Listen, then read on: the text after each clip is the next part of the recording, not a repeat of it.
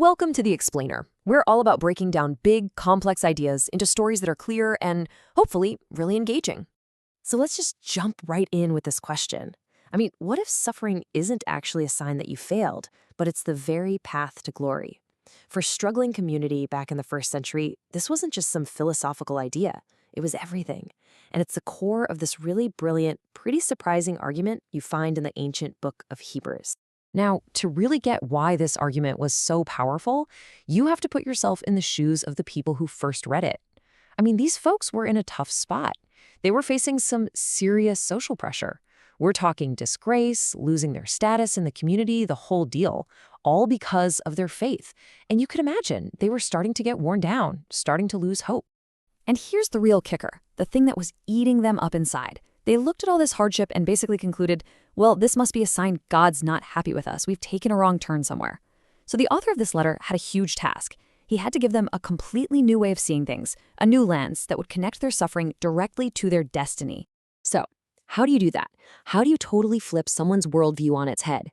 Well, the author does something pretty amazing. He takes a text they all knew, something they'd sung and prayed for years, Psalm 8, and basically says, you've been missing something. There's a secret message in here. Now, for forever, this psalm was understood one way. It was this beautiful song all about how awesome humanity is, our special place in creation. It was about us.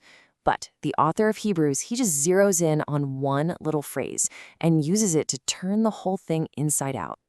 And this is the big move. It's a total game changer. He says, hey, what if this psalm isn't about humanity in general at all? What if it's a prophecy about one specific Son of Man, Jesus? And with that one little shift, boom, the entire meaning of the song is transformed. You might be wondering, okay, how does he even make that argument? Well, it's this really clever three-step bit of logic. First, he grabs onto that title, Son of Man, which, hey, that's what Jesus called himself all the time. And then, and this is the really slick part, he uses a specific translation of the psalm that just cracks the whole thing wide open. Okay, so here's the key detail. The original Hebrew says humans were made a little bit lower than the angels. But the Greek translation that this community was reading could also be understood as for a little while lower. See the difference? One is about status, the other is about time. And that little ambiguity was everything.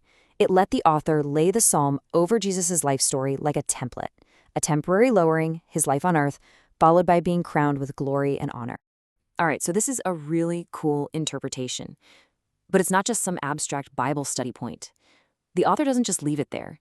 He immediately pivots and shows them how this new reading of the psalm is actually a blueprint for their lives. He calls Jesus their pioneer. Think about what a pioneer does. They go first, they blaze a trail through rough country so others can follow. That's the picture here.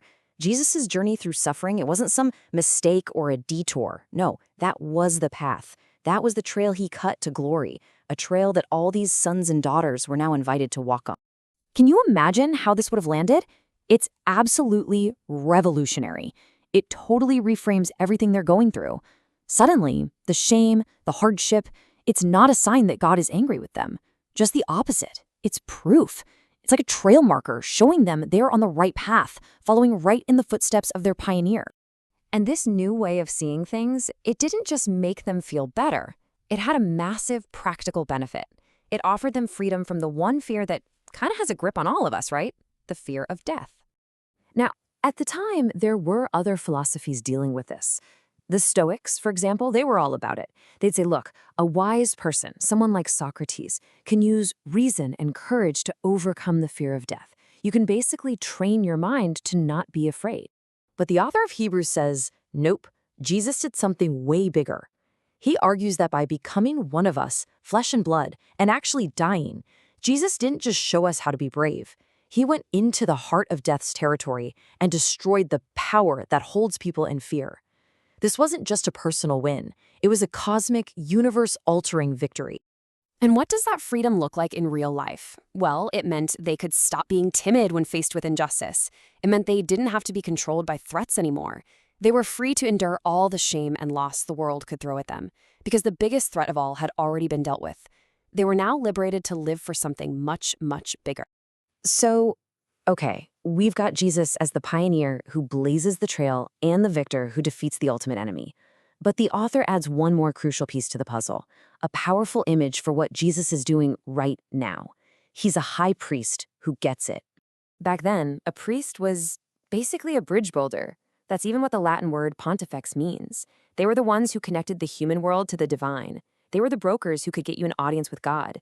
And the author's point is that Jesus is the most qualified person for that job ever.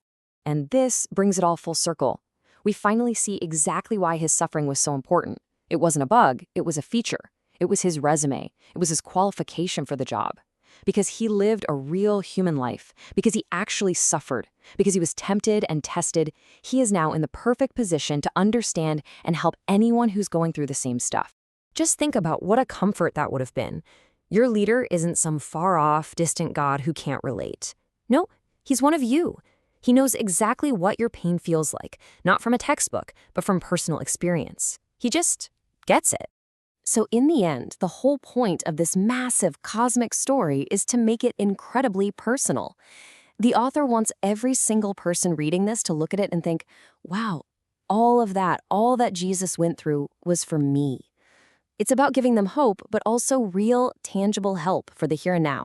And this all leads to one final mind-bending question. The author just completely flips the whole idea of shame on its head. He basically asks, look, if the exalted, glorified Son of God is not ashamed to call you family, then how on earth could you be ashamed to be associated with him? And just like that, the very thing that was causing them disgrace becomes their greatest, most unshakable source of honor.